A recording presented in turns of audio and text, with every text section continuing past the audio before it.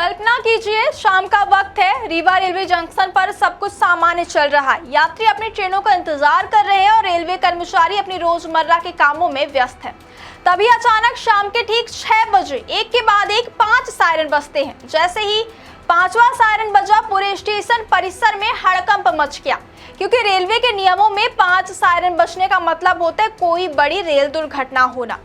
Jabalpur control room से एक message flash होता है। मैसेज में ये था कि सतना रीवा रेलखंड के एलसी गेट नंबर 11 पर एक भीषण हादसा हो गया है। क्या आपके बोरवेल में बार बार पानी की समस्या हो रही है? 30 किलो के लोकल पाइप दे रहे हैं धोखा, बार बार टूटते हैं और खर्च बढ़ाते हैं। तो अब भरोसा कीजिए न्यूट्रॉन केसिंग पाइप पर, एक्स्ट्रा मजबूत, लंबी उम्र के साथ। अब बाजार में मिलने वाले 30 किलो के पाइप को करें बाय बाय और आज ही लगवाएं neutron 40 KG borewell casing pipe.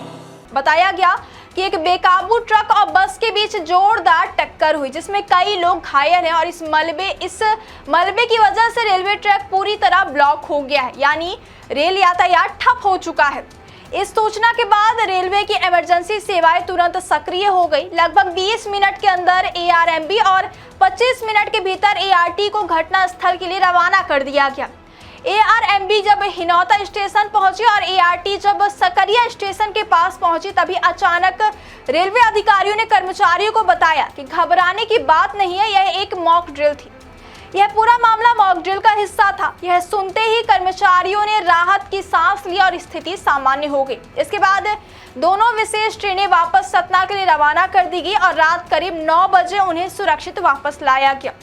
दरअसल यह पूरा अभ्यास रेलवे द्वारा किया गया एक मॉक ड्रिल था, जिसका उद्देश्य आपातकालीन स्थिति में रेलवे की तैयारी और प्रतिक्रिया क्षमता की जांच करना था।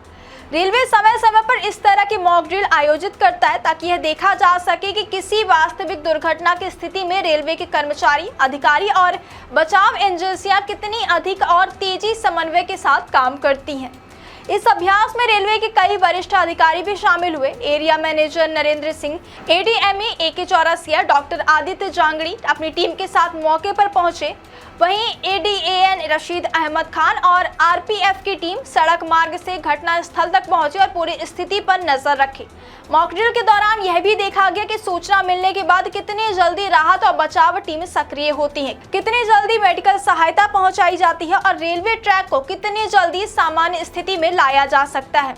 रेलवे अधिकारियों का कहना है कि ऐसे अभ्यास इसलिए जरूरी है ताकि वास्तविक आपात स्थिति में किसी भी तरह की देरी ना हो और यात्रियों की सुरक्षा सुनिश्चित की जा सके।